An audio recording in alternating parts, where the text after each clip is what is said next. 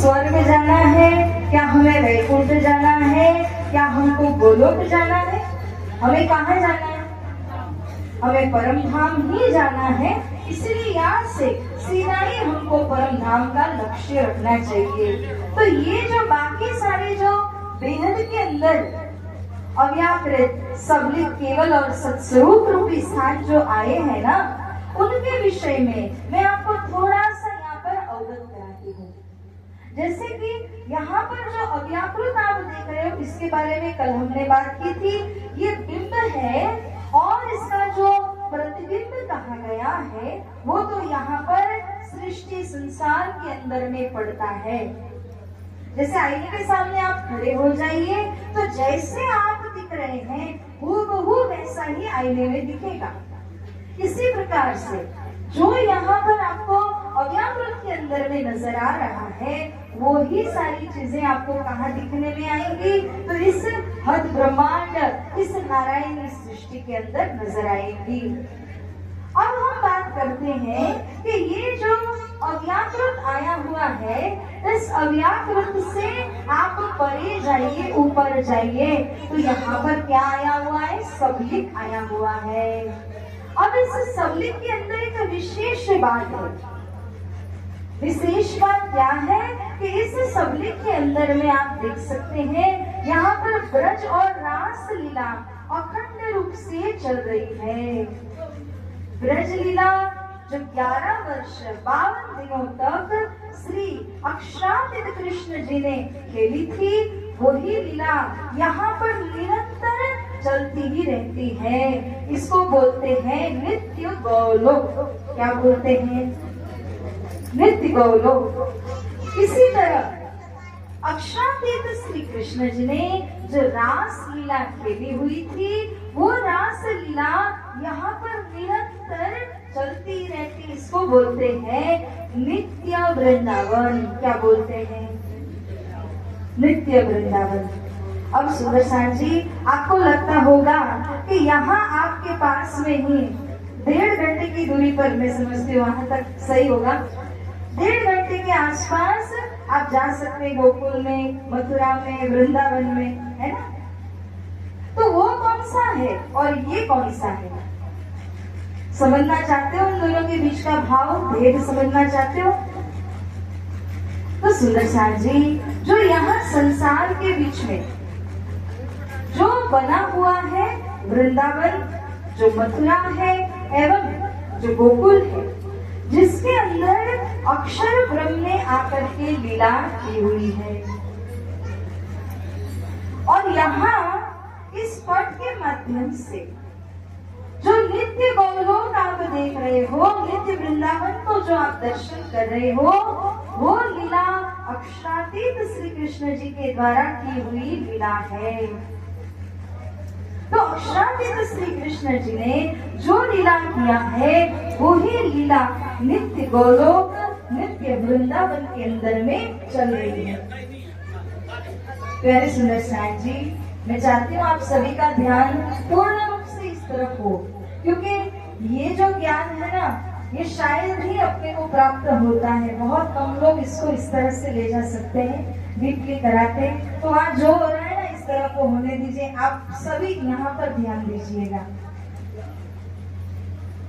नित्य गोलोक और नित्य वृंदावन की हम बात कर रहे हैं। इसका नाम ये क्यों पड़ा? तो आप थोड़ी सी एक बात समझिए।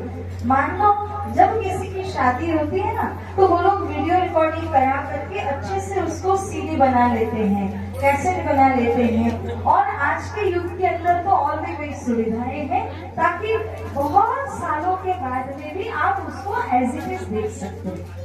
आपके बच्चे भी हो जाए, वो बच्चे भी उसको देख सकते हैं। मेरे मम्मी पापा की ये शादी की वीडियो है। तो जिस तरह एक प्रसंग होता है जिसको हम रिकॉर्ड करते हैं ताकि हम उसको बार बार देख सकेंगे, वो बड़ा अच्छा है। वापस ऐसा होने वाला ही नहीं है, तो हम क्या करते हैं, अच्छी तरह रिकॉर्ड कर लेते हैं। जीवन भर जितनी भी मर्जी में आए देखते रहो। अब इसी तरह से जब श्री कृष्ण जी ने 11 वर्ष और 52 दिन की जो लीला खेली और अखंड रास रात्रि में जो उन्होंने लीला खेली, मिली, वो लीला बार बार होने वाली है क्या? वो तो एक ही बार हुई। अब उस लीला का रिकॉर्डिंग किया गया और उसी रिकॉर्डिंग को यहाँ जो नित्य गौलोक और नित्य वृंदावन आपने देखा नक्शे के ऊपर, वहां पर वो रिकॉर्डिंग चलती ही रहती है, चलती ही रहती है, नॉन स्टॉप चलती है। क्यों? क्योंकि वो चला कौन रहा है? अक्षर ब्रह्म चला रहे हैं। अक्षर ब्रह्म को ब्रज और रास लीला इतनी प्यारी लगती है कि उसको वो छोड़ नहीं पाते हैं। मैंने कई ऐसे भक्तों को देखा है कि जो कृष्ण जी के लीला को बार बार याद करते रहते हैं, वो छोड़ ही नहीं पाते, भुला ही नहीं पाते। कभी कोई प्रसंग, कभी कोई और प्रसंग। अब अक्षरब्रह्म जो है ना, उनको तो ब्रज रास की लीला इतनी मन पसंद है कि वो क्या करते हैं, निरंतर इस ब्रज और रास लीला को दोहराते रहते, देखते रहते हैं। इस वजह से ये जो आपने नित्य गोलोक और नित्य वृंदावन देखा, वो तो कहाँ आया है? बेहद भूमिका में आया है। और यहाँ हमारे संसार में भी जो हमसे 1.5 घंटे दूर है वृंदावन गोकुल, वो तो संसार के अंदर में बना हुआ है। समझ में आ रहा है?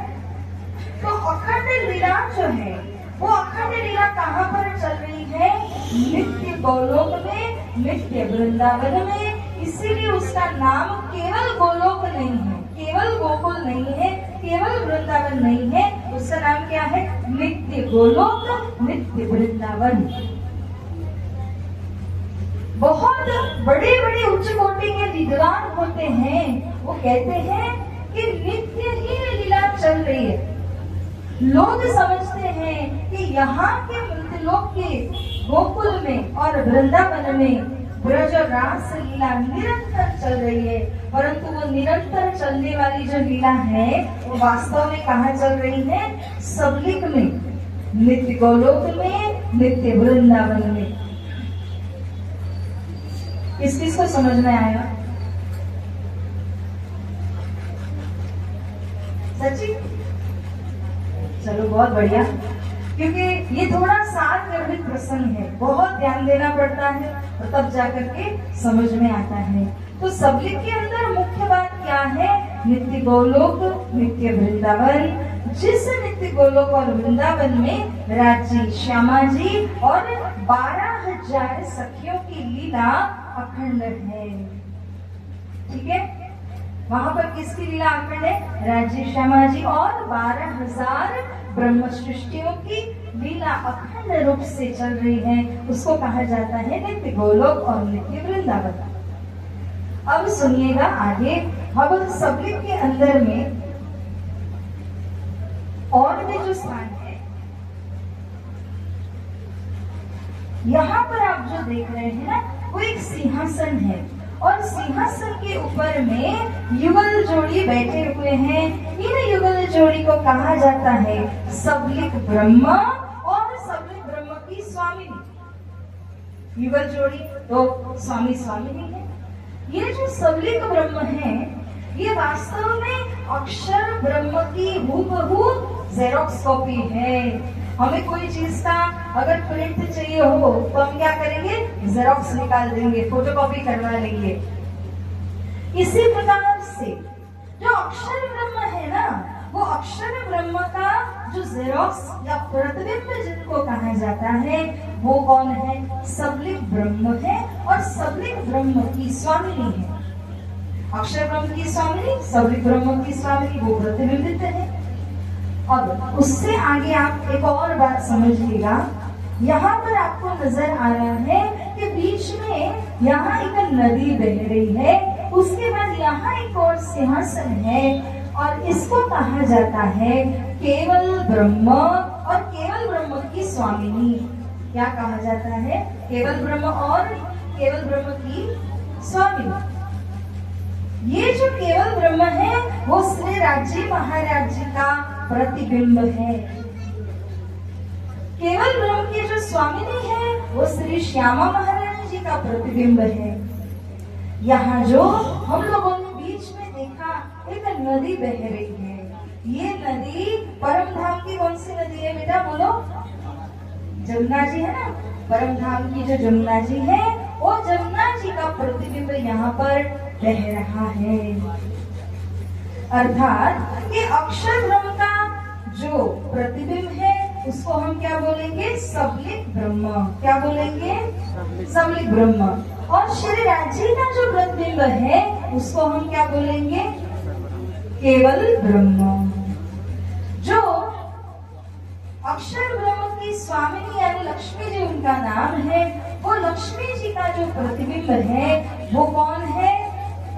सबलिक ब्रह्म की स्वामिनी। श्यामा जी महारानी जी जो राज्य की अर्धांगिनी है उनका प्रतिबिंब कौन है? केवल ब्रह्म की स्वामिनी। और ये जो जमुना जी ये जो रंग महल अक्षरधाम है, उसी तरह से यहाँ पर आप देख रहे हैं कि सबलिक धाम है, केवल धाम है। ये देखिए नक्शे के ऊपर में यहाँ पर जो दिख रहा है ना, इसको बोलते हैं सबलिक धाम, इसको बोलते हैं केवल धाम। केवल धाम किसका रिफ्लेक्शन है? किसका प्रतिबिंब है? केवल धाम जिसमें केवल ब्रह्म रहते हैं। केवल ब्रह्म तो राज्य का प्रतिबिंब है, तो केवल धाम किसका प्रतिबिंब है? राज्य कहाँ रहते हैं? रंगमहल। तो रंगमहल का प्रतिबिंब कौन सा हुआ? केवल धाम। और अक्षरधाम का प्रतिबिंब है वो कौन सा हुआ? सबलिक ब्रह्म का सबलिक धाम। तो इस प्रकार से ये बेहद भूमिका के अंदर में श्री राज्य का प्रतिबिंब, श्री अक्षर ब्रह्म का भी प्रतिबिंब पड़ा हुआ है। और अब आप इससे ऊपर यहाँ आइए तो ये कहा जाता है सतस्वरूप। क्या बोलते हैं इसको? सतस्वरूप।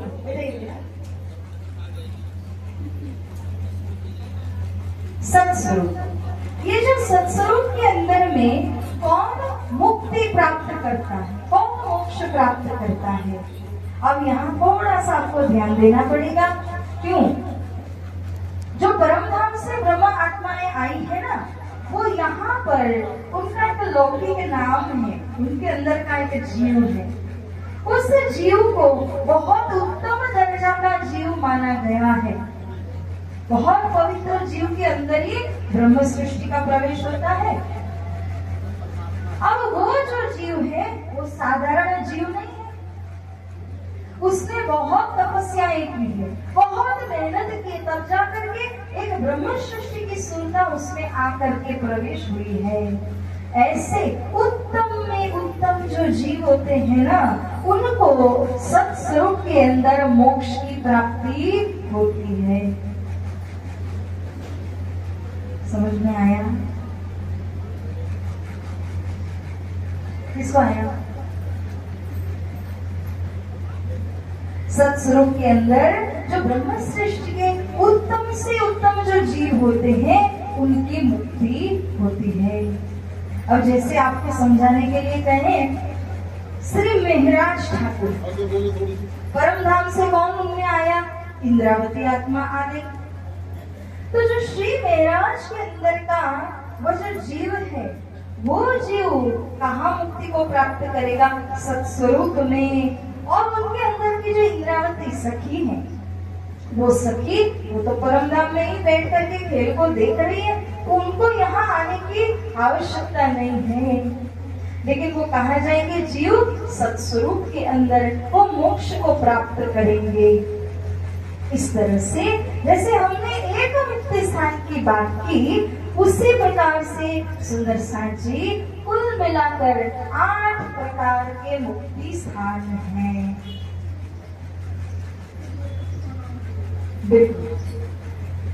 जिनको अष्टभिस्त 8 भिस्त करके कहा गया है। ये वाणी के अंदर में प्रणा जी ने बहुत सुंदरता से सविस्तार इसको समझाया हुआ है। मैं इसको यहाँ पर जितना आप समझ पाए, जितना आप ग्रहण कर पाएंगे, उस अनुसार बताने की कोशिश करती हूँ। आप कृपया ध्यान दीजिएगा। देखिए, जब यहाँ अव्याकृत की बात होती है, यहाँ पर पहला मुक्ति स्थान बना हुआ है। अव्याकृत के अंदर पहला मुक्ति स्थान बना हुआ है और इसके अंदर जो नर्क के अंदर जलने वाले हो, नास्तिक हो, कर्मकांड करने वाले हो, जो अंतिम में जाकर जब सृष्टि में महाप्रलय होगा उस समय में जाकर जिनकी मुक्ति होने वाली है, उनको यह स्थान में मुक्ति दी जाएगी, जिसको कहते हैं आम फलक बहिष्ठ जगजीवों का मुक्ति स्थान। क्यों सुंदर साथ जी? क्योंकि यहाँ पर कम से कम दर्जा का सुख है। फिर भी अगर आप स्वर्गलोक या फिर आप वैकुंठ लोक की अपेक्षा यहाँ के सुख का कंपैरिजन करते हैं, कहाँ का? वो जो आंखलक दृष्टि की हम बात कर रहे हैं ना, उसका। यदि आप स्वर्ग और वैकुंठ के साथ में आंखलक बिस्त का भी सुख अगर आप कंपैरिजन करते हैं, तो आंखलक बिस्त के अंदर का सुख तो करोड़ों गुना बड़ा है। क्यों? वो अखंड है। स्वर्ग और वैकुंठ के अंदर सुख तो है, मगर कैसा है? क्षणभंगुर है, नाशवंत है। तो प्यारे सुंदर साथ जी, मेरा कहने का ये भाव है कि जो नास्तिक भी हो, नारकी यानी नरक में जलने वाले हो, धनी बड़ी कृपालु, धनी श्री राज्य सबके ऊपर कृपा करते हैं और ऐसे नारक नास्तिक जीवों को भी अखंड में उन्होंने क्या दे दिया? घर दे दिया।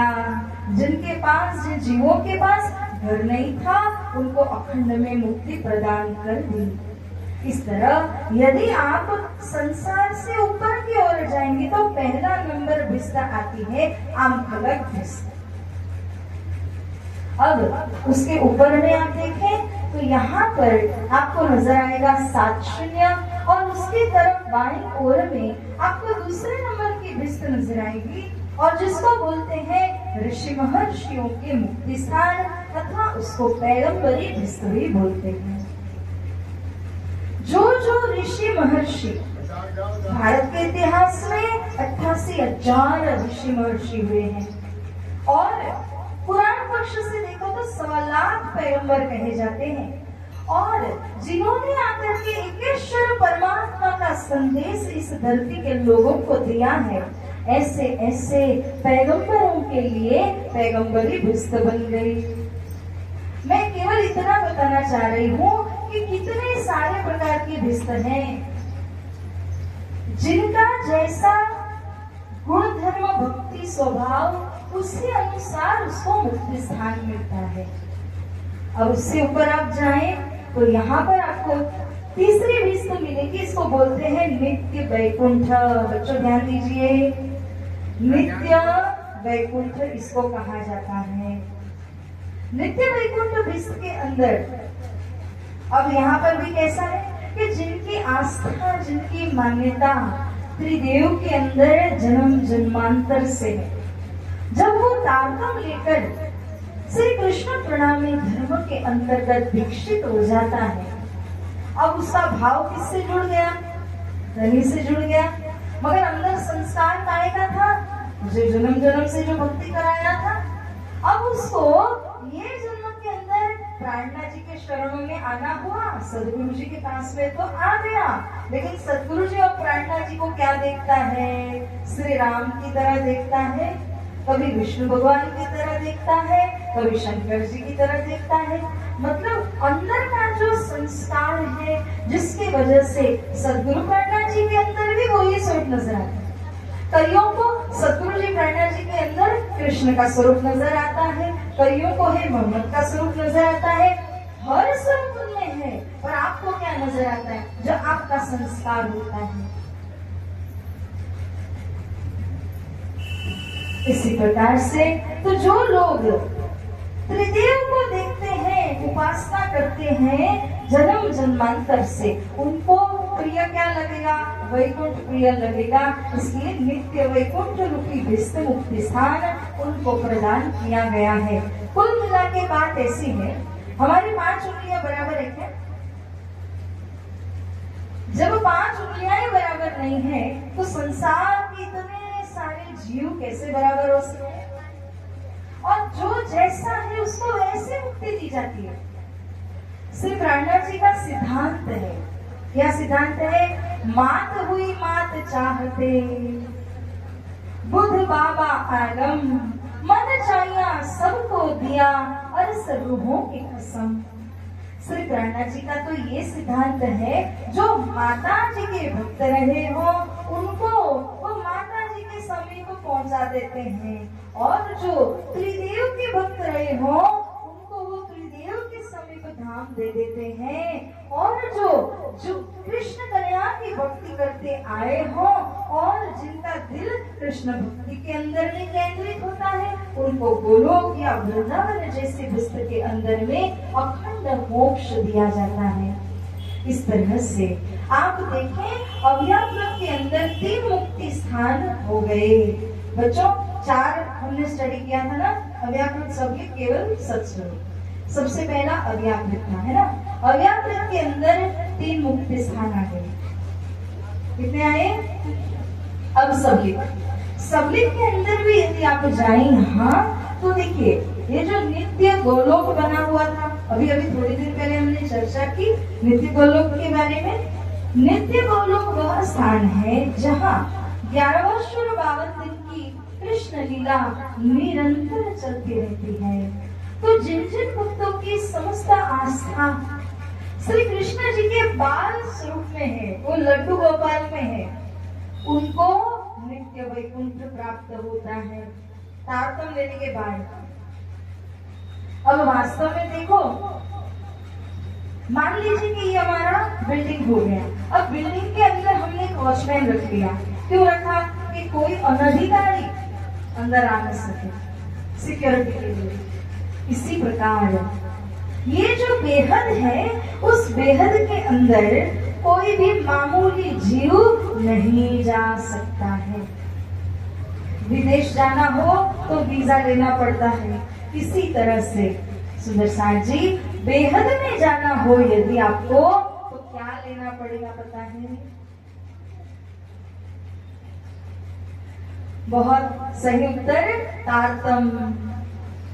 जब तक तारतम महामंत्र नहीं लिया तो इस बेहद के अंदर आप प्रवेश नहीं कर पाओगे। बेहद के दरवाजे पर मैंने अभी भी कहा ना, वॉचमैन अगर रख लेते हैं तो वो कोई भी अनऑथराइज्ड व्यक्ति को अंदर आने के लिए नहीं देगा। इसी प्रकार से अगर यहाँ पर आप देखें ना, ये एक शक्ति है, मैं जूम तो नहीं कर पाऊंगी परंतु आप मेरा पॉइंटर इसको देख सकते हैं। यहाँ पर एक शक्ति खड़ी है। जिस तरह मेरे हाथ में इस वक्त ये है, उसके हाथ में तलवार है। वो क्या करती है?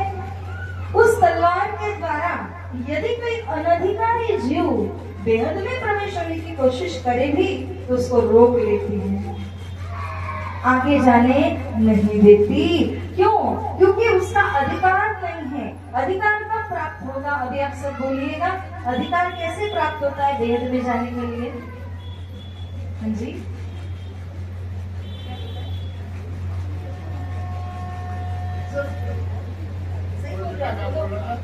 बहुत अच्छे, बहुत अच्छे। सभी एक बार तालियां बजाएंगे इस बेटे के लिए। मार्था जी ने भी बहुत अच्छा जवाब दिया था। तारतम प्राप्त होने से ही अधिकारी बन जाते हैं कि हम बेहद में प्रवेश कर पाए, नहीं तो वो जो तलवार लेकर के जो खड़ी है ना, वो रोक लेती है। उसका नाम क्या है पता है? उसका नाम है रोधिनी। रोधिनी का अर्थ ये होता है रोकने वाली, अवरुद्ध कर लेने वाली, रोधिनी शक्ति। और रोधिनी शक्ति ऊपर आगे बढ़ने नहीं देती अपने को, इसलिए बिना तारतम के कोई भी आगे बढ़ नहीं सकता, बेहद में जा नहीं सकता। तो सुंदर साथ जी, यहाँ पर अब हम आ चुके हैं सबलिक के अंदर। बच्चों ध्यान है ना आपका? अव्याकृत की 3 मुक्ति स्थान कर लिए, अब आ गए हम सबलिक के अंदर। सबलिक में सबसे पहला मुक्ति स्थान कौन सा हुआ? नित्य गोलोक। दूसरा नित्य वृंदावन। कई ऐसे भक्त होते हैं तारतम लेने के पश्चात उनको रास में इतना दृढ़ विश्वास होता है, इतना प्रेम बढ़ जाता है रास के स्वरूप के साथ में कि उन स्वरूप को ही प्राणनाथ जी के स्वरूप में दीदार करने लग जाते हैं। ऐसे जो जीव हैं जिन्होंने तारतम्य महामंत्र को पाया और उनके दिल में कौन बसे हैं, रास खेलने वाले स्वरूप जब बस गए हैं तो उनको क्या चाहिए, वही रास रमण का आनंद चाहिए। और उनके लिए नित्य वृंदावन नाम की मुक्ति स्थान दी गई है। जब वो नित्य वृंदावन में अखंड रास रात्रि का आनंद लेते रहेंगे तो उनकी आत्मा क्या हो जाएगी, तृप्त हो जाएगी, आनंदित हो जाएगी। उसको वही चाहिए था। इस तरह से सबलिंग के अंदर अब तक हम लोगों ने 2 मुक्ति स्थान कौन कौन से देखे, बच्चों बताइए। सबलिंग के 2 मुक्ति स्थान बताइए अभी तक जो सीखे हैं। नित्य वैकुंठ, हाँ, नित्य गौलोक और नित्य वृंदावन। ठीक है। अब एक और यहाँ पर यदि हम देखते हैं सबलिंग ब्रह्म का जो सबलिंग धाम है उसके बाईं तरफ में एक और मुक्ति स्थान बना हुआ है और वो भी सबलिंग की सीमा में ही आ जाता है। तो जैसे अव्यकृत में 3 हो गए थे ना, ऐसे सबलिंग में कितने हो गए, 3 हो गए। सबलिंग ब्रह्म के धाम के बाईं तरफ में एक और मुक्ति स्थान आया है, तृतीय श्याम स्वरूप का मुक्ति स्थान उसको कहा जाता है। अर्थात कि महमदी प्राणनाथ जी के स्वरूप के अंदर जो अरब के मोहम्मद साहिब का भी दीदार करते हैं भक्ति के द्वारा, उनको मोहम्मदी विस्त तृतीय श्याम स्वरूप की विस्त की प्राप्ति होती है। इस तरह आप देखें तो अब तक अव्याकृत में 3, सबलिंग में भी 3, कितने हो गए, अब कितनी रही, इसको ही देख के बता रहे थे। 8 में से 6 हुई तो 2 रही, उसमें भी एक की चर्चा हम लोगों ने कर ली है। वो कौन सी थी, यहाँ जो सत्स्वरूप के अंदर में 2 स्थान आपको नजर आ रहे हैं। सबसे ऊपर का स्थान है जहाँ ब्रह्म सृष्टि जिस जीव में प्रवेश करती है उस पवित्र जीव को ये सत्स्वरूप के सबसे अव्वल नंबर के प्रथम दर्जा के मुक्ति स्थान में उनको मुक्ति दी जाती है। अब सवाल ये उठता है कि सत्स्वरूप में ये जो दूसरा स्थान है वहां पर कौन जाएगा, कोई अनुमान लगा सकते हैं, कोई अनुमान है आपका? जैसे अब मैं बता दूं, समय नहीं है ज्यादा। जो दूसरा नंबर का स्थान है उसके अंदर अक्षरधाम से जो ईश्वरी सृष्टियां आई है ना, ईश्वरी सृष्टि ने भी यहाँ का एक जीव पकड़ा है, उसके ऊपर अधिष्ठान किया है। तो वो जो ईश्वरी सृष्टि वाले जो जीव हैं वो भी बड़े पवित्र हैं, मगर सबसे पवित्र कौन है, 12,000 जीव है। उसके बाद 24,000 ईश्वरी सृष्टियों के जो जीव हैं वो भी बड़े पवित्र हैं। उनके लिए ये दूसरी मुक्ति स्थान बताई गई है जो कि सत्स्वरूप के अंदर में आता है। पहला मुक्ति स्थान ब्रह्म सृष्टि के जीवों के लिए, दूसरा मुक्ति स्थान ईश्वरी सृष्टि के जीवों के लिए है। इस तरह से अव्याकृत में कितने थे बच्चों, मुक्ति स्थान, और सबलिंग में और सत्स्वरूप में 2, 8 हो गए। 8 अखंड मुक्ति स्थान है। मतलब आप सोचिए कि अगर किसी को माता जी से लगाव है, किसी को पिताजी से लगाव है, किसी को कृष्ण से है, किसी को रास बिहारी से है, अलग अलग प्रकार के मुक्ति स्थान उनको इसीलिए दिए गए हैं क्योंकि उनके दिल का भाव कई जन्मों के संस्कार की वजह से उस रूप से जुड़ा हुआ है। लेकिन एक बात और सुन लीजिए कि ये जो 8 के 8 मुक्ति स्थान है ना, उन सब के अंदर बहुत ध्यान दे करके सुनिएगा, मैं बहुत अंतिम छोर पे आ चुकी हूँ। अभी 8 के 8 मुक्ति स्थान के अंदर सिंहासन के ऊपर में श्री प्राणनाथ जी और श्री बाईजनाथ जी का स्वरूप अखंड विराजमान रहेगा। ये विश्व तो कभी नाश तो होना ही नहीं है। और हमेशा हमेशा के लिए यहाँ के जो जीव हैं वो उपासना करते रहेंगे। वो क्या करेंगे? भक्ति करते रहेंगे। और वो भक्ति किनकी करेंगे? इन्हीं श्री प्राणनाथ जी बैजूराज की करेंगे। क्योंकि परम धाम के राज्य और श्यामा जी या प्राणनाथ जी बैजूराज जी के स्वरूप में विराजमान होकर के उनको दर्शन देंगे, दीदार देंगे। इसीलिए वे उनकी भक्ति करेंगे, उनकी सेवा करेंगे। आप गीतम के अंदर सुनते हैं कि श्री बैजूराज महारानी जी उनको कितनी बड़ी भारी शोभा राज्य ने प्रदान की।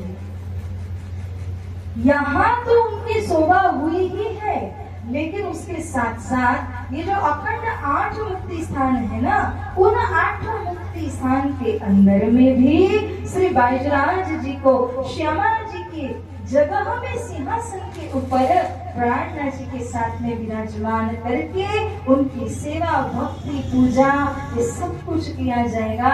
कितने समय तक? एंडलेसली, मतलब जिसका कोई अंत नहीं है, बेशुमार रूप से। ये विश्व के अंदर कभी प्रलय तो आना ही नहीं है। तो इस तरह सुंदर साथ जी 8 मुक्ति स्थान तो ये हुए और 2 महामुक्ति स्थान है। ये 8 तो मुक्ति स्थान है, 2 क्या है? महामुक्ति स्थान, अक्षरधाम और रंगमहल श्री परमधाम। क्योंकि वो महामुक्ति स्थान क्यों कहा गया है? क्योंकि ईश्वरी सृष्टि तो अपने धाम में अक्षरधाम में ही जागेंगी। इसी प्रकार जो 12,000 ब्रह्म सृष्टियां हैं वो 12,000 कहाँ पर जागृत होंगी? वो अपने रंगमहल के अंदर में जागृत होंगी। इस वजह से वो 2 महामुक्ति स्थान करके कहा गया है। अब मैं एक अंतिम सवाल पूछूं, मेरा समय ऑलमोस्ट पूरा हो रहा है। एक मेरा अंतिम सवाल ये होगा, सुंदर साथ जी, मृत्यु लोक से आप किसी 8 में भी जा सकते हैं और ऊपर के 2 महामुक्ति स्थान में भी जा सकते हैं, परंतु कौन डिसाइड करेगा कि हमें कहाँ जाना है? आमखलक विश्व में कौन जाएगा? नित्य वैकुंठ में कौन जाएगा? नित्य वृंदावन में कौन जाएगा? ये निश्चित कौन करता है, पता है?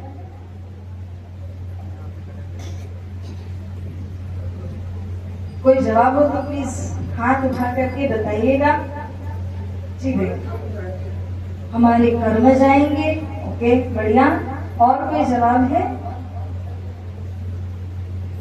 हाँ जी बेटा बोलो।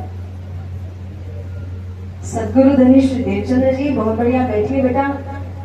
और कोई जवाब? जैसे भैया ने बताया हमारे कर्म, अब मैं उसको अच्छा नाम दूं, हमारी भक्ति है ना। जो भक्ति आपने की वो भक्ति ही आपको और आगे तक ले जाएगी। जैसे मानिए ये जो नीचे का अव्याकृत का जो मुक्ति स्थान था, उसके ऊपर में अगर आप चले गए दूसरे नंबर में, तो करोड़ों गुना सुख बढ़ जाता है। उससे ऊपर गए और करोड़ों करोड़ों गुना सुख बढ़ जाता है। ऐसा करते करते यदि आप ऊपर के 8वें मुक्ति स्थान तक चले गए, उस सुख का तो पार ही नहीं है तो सच्चिदानंद सुख ही है 8 विश्व के अंदर में। लेकिन जितना आप ऊपर तक जाते अपनी भक्ति के द्वारा, उतना ही सुख आनंद अपरंपार बढ़ता ही जाता है। एक से दूसरी विश्व में करोड़ों गुना, उससे ऊपर गए और करोड़ों गुना। ऐसा करते करते जो सबसे ऊपर की विश्व है वो सबसे श्रेष्ठ कही गई है। तो हमारी भक्ति है कि हम कितना इस भक्ति के अंदर शराबोर होते हैं, उसी हिसाब से हमें क्या मिलता है? ये मुक्ति स्थान मिलता है। अब देखिए ना, एक ही टीचर होती है क्लासरूम में और विद्यार्थी 100 होते हैं।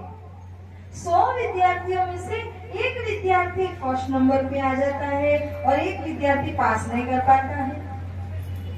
जब क्लासरूम के अंदर इतना सारा होता है वैरायटी, तो फिर ये तो संसार है।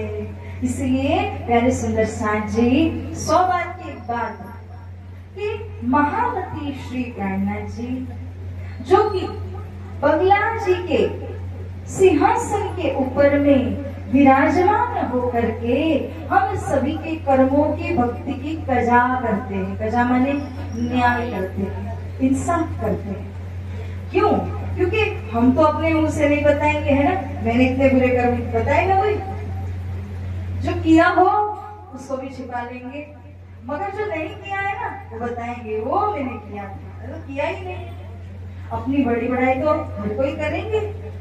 इसी तरह श्री प्राणनाथ जी तो जानते हैं, तन मन धन की बातें जानते हैं, उसे कुछ नहीं छुपा है।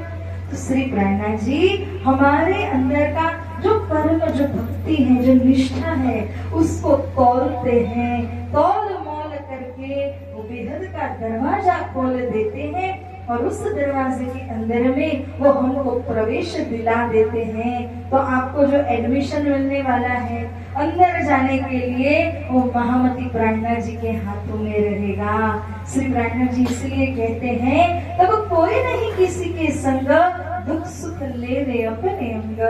अरे आप यदि किसी और की, मेरा परिवार ये हो जाए, मेरा बेटा मेरी बेटी ऐसे ऐसे हो जाए करके आप अच्छे बुरे कर्म तो कर लोगे हमें, मगर बाद में जाकर के कोई आएगा साथ में कि मैं आपके साथ में इन कर्मों की सजा को भुगत लूं, कोई नहीं आता। रत्नाकर डाकू के साथ यही हुआ था ना, उसे लगा था मैं कितने ही खून कर लूंगा, कितने लोगों को खत्म कर लूंगा, मैं तो मेरे परिवार के लिए कर रहा हूँ, तो मेरी पत्नी, मेरे बच्चे, मेरे माता पिता सभी मेरा साथ देंगे। परंतु जब उसने जाकर के पूछा, नारद जी ने कहा जाओ पूछ के आओ, तो रत्नाकर कहता है आप तो भाग जाओगे, तो मैं क्यों जाऊं? बोले मुझे पेड़ से बांध के जाओ। नारद जी को पेड़ से बांध करके रत्नाकर गया और जाकर के उसने जो घर के सदस्यों को पूछा कि अरे बता दो, तुम मेरा कर्म भुगतने आओगे ना? नहीं, जो माता पिता थे उन्होंने भी मना कर दिया, बच्चों ने मना कर दिया, अर्धांगिनी के पास गए, उसने भी मना कर दिया। अब आगे कोई, मैं किसके लिए कर रहा हूँ? कोई मेरा साथ देने को जब तैयार नहीं है। तब से लेकर के वापिस आया नारद जी के पास में और आकर के कहा कि मैं आपको गुरु करना चाहता हूँ, आप बताइए मैं क्या करूं? मैंने इतने खून कर दिए परिवार के लिए, मगर कोई मेरा साथ देकर के कर्म को भुगतने के लिए तैयार नहीं है। आप बताइए गुरुदेव मैं क्या करूं? नारद जी ने कहा पहले मुझे खोल दे भाई, एक वृक्ष के साथ बांध के बैठा है तू, खोल दे। खोल दिया, फिर बात हुई। तब नारद जी कहते हैं कि बेटा तू एक काम कर ले, अब जो हुआ सो हुआ, अब तू कर ले राम राम भजन, बोल राम राम बोल, ऐसे करके नारद जी इसको कहते। अब राम तो बोला ही नहीं जाता, इतना पाप किया है कि वो जुबान राम नाम नहीं बोल पा रहे। तब नारद जी ने भी ट्रिक कर लिया। नारद जी क्या कहते हैं, जब तू राम नहीं बोल सकता, तूने जीवन भर क्या किया है? बोले मैंने मर्डर किए, मैंने मारा है, मरा मरा ही बोल ले। नारद जी ने कहा तू मरा मरा मरा मरा मरा बोल दे। वो बोलने लगा, जैसे ही बोलने लगा तो प्रभु ने तो समझ लिया कि नारद जी ने क्यों ऐसा करवाया। तो मरा मरा मरा मरा मरा मरा मरा होते होते क्या हो गया? इस तरह से प्रभु के नाम ने उसकी कैसे रक्षा की। सुंदर साथ जी, ये भक्ति का प्रभाव होता है, ये नाम का प्रभाव होता है। हमें भी अपने जीवन के अंदर सदगुरु और श्री प्राणनाथ जी के चरण कमल को कभी नहीं छोड़ना है। सदगुरु जी के बारे में तो मैंने आपको बताया ही है। श्री प्राणनाथ जी महाराज जी हमारे सारी भक्ति की कजा करके, प्रेम को तोलमोल करके आपके लिए धाम दरवाजा खोलने वाले स्वरूप हैं।